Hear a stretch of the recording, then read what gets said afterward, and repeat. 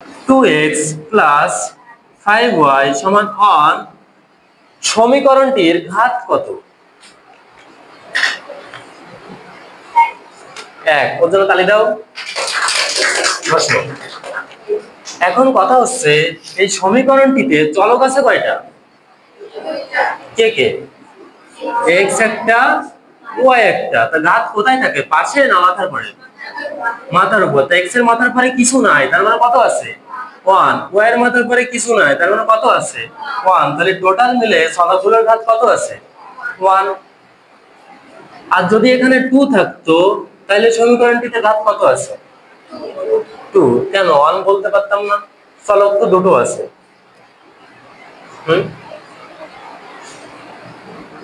তখন আমি যদি বলতাম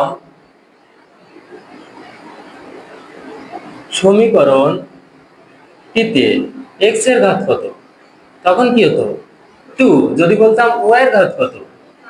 1। আর যদি বলতাম টোটাল সমীকরণটার ঘাত কত? 2। 2 বলতেছি কেন? সর্বোচ্চ ঘাত তাই।